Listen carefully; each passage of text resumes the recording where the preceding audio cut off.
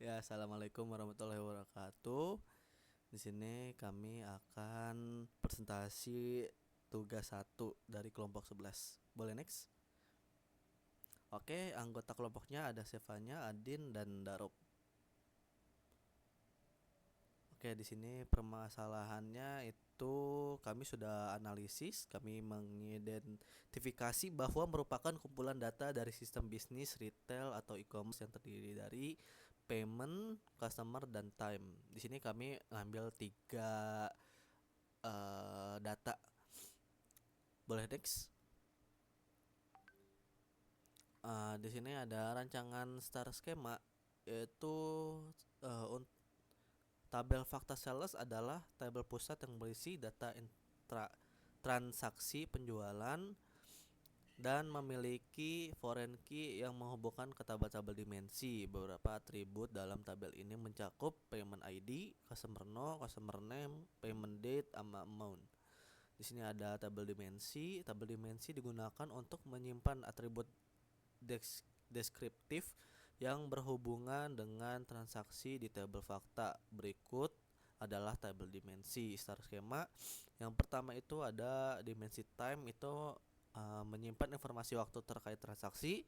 Atributnya ada time code, day, date, month, quarter, year. Yang kedua itu ada dimensi customer, itu menyimpan informasi tentang pelanggan. Atributnya ada customer no, kontak last name, kontak first name, phone, address line, city. Ya, terus abis itu yang ketiga ada dimensi payment, itu menyimpan informasi pembayaran. Atributnya itu check no, customer no, payment date, sama amount. Boleh di next. Di sini ada implementasi star skema di RDBMS.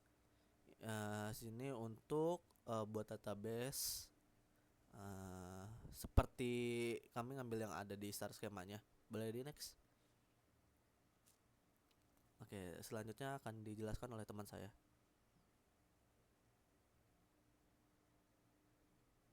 Oke, di sini ada proses ETL-nya, bisa dilihat. Di sini kita menggunakan dua data. Yang pertama customer CSV dan payment CSV. Next. Nah, selanjutnya di sini ada spesifikasi dari data customer. Nah, di sini ada customer number, customer last name, customer first name, phone numbernya, customer address, city, dan credit limit. Selanjutnya. Nah, di sini kita menggunakan concat fields untuk menggabungkan first name dan last name. Selanjutnya,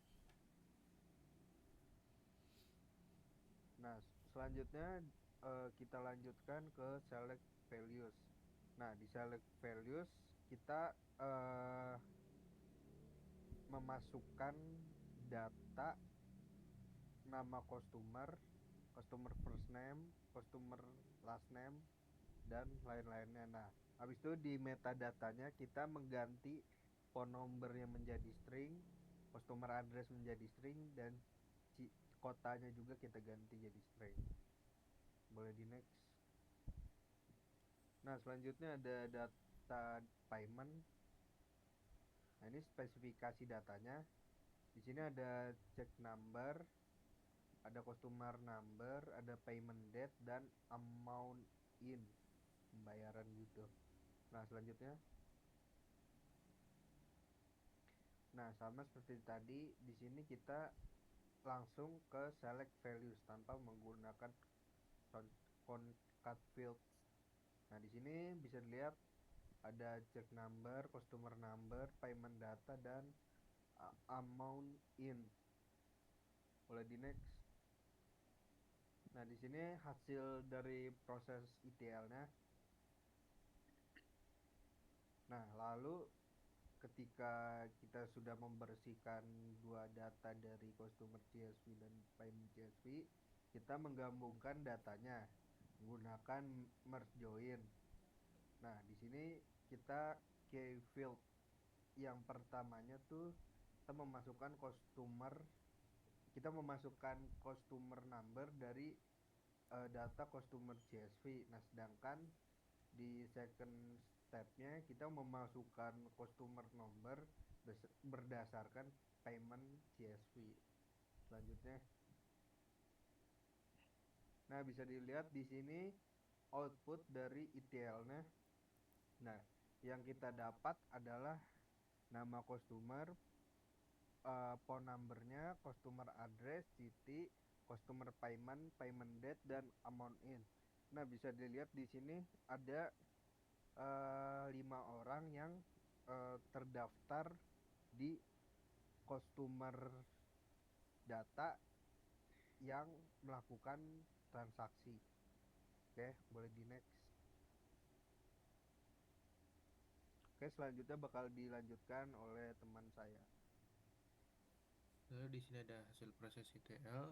Yang pertama ada ekstrak. Di tahap ekstrak, kami mulai dengan mengumpulkan data dari beberapa sumber yang berbeda. File customer CSV kami gunakan untuk membentuk tabel dimensi pelanggan atau dim customers yang berisi informasi seperti nama, alamat, kota, hingga negara pelanggan. Data pembayaran kami ambil dari file payment CSV dan digunakan untuk membentuk tabel dimensi payment yang mencatat ID pembayaran, nomor pelanggan, tanggal, dan jumlah pembayaran. Semua proses pengambilan data ini dilakukan menggunakan komponen CSV. Untuk file tabel input untuk mengambil data langsung dari database. Lalu yang transform, yang pertama ada dimensi customers. Dimensi ini menyimpan informasi dasar tentang pelanggan. Data dimensi customers diambil dari file customers CSV yang berisi data seperti nomor pelanggan, nama kontak, alamat, kota, dan negara.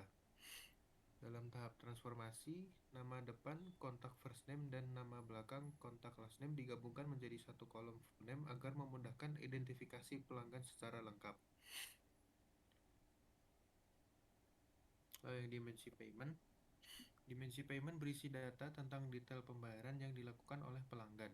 Data ini diperoleh dari file payments CSV dan mencakup informasi seperti ID pembayaran, nomor pelanggan, tanggal pembayaran, serta jumlah pembayaran atau amount. Pada proses transformasi, kami memastikan setiap pembayaran memiliki relasi yang benar ke data pelanggan di dim customers. Selain itu, data tanggal diformat ulang jika diperlukan agar konsisten dengan standar waktu yang digunakan di seluruh warehouse. Yang ketiga ada dimensi time. Dimensi time dibentuk dari data tanggal pembayaran yang terdapat pada file payment CSV. Tujuan dari dimensi ini adalah untuk mengorganisasi informasi waktu agar analisis data dapat bisa dilakukan berdasarkan hari, bulan, tahun, atau kuartal.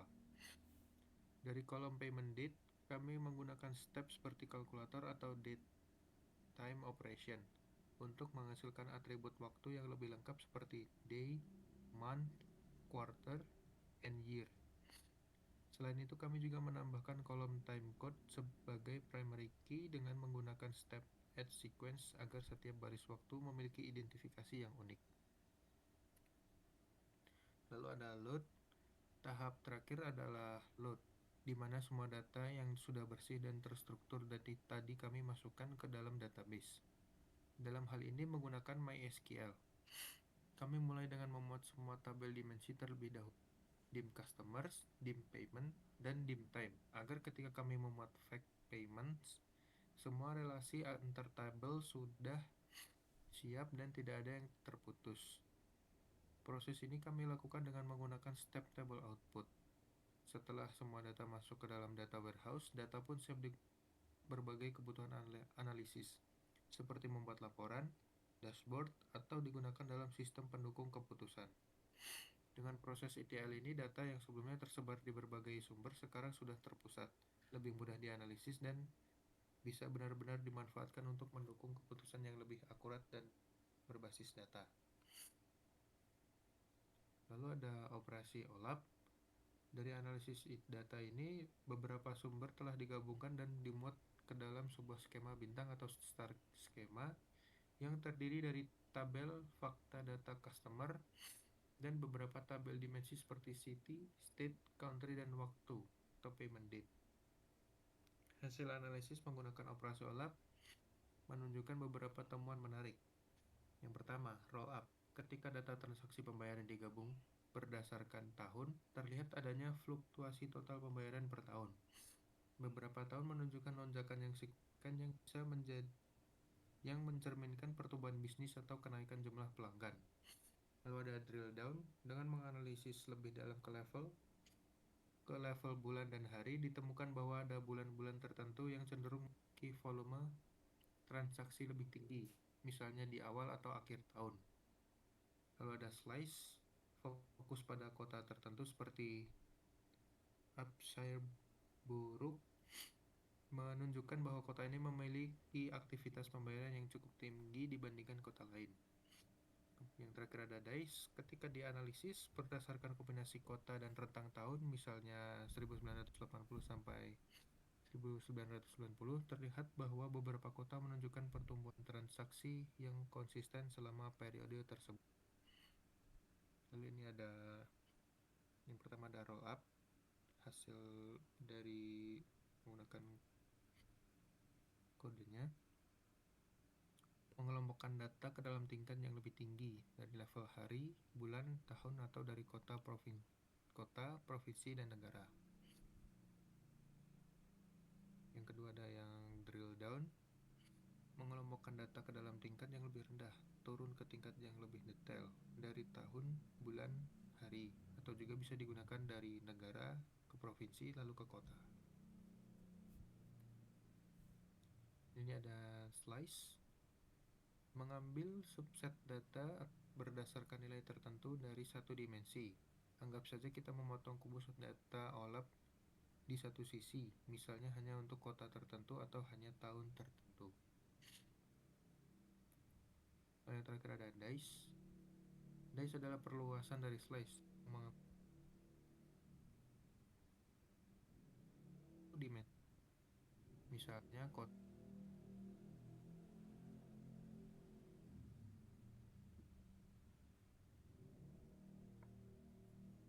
Sekian penjelasan dari kelompok kami.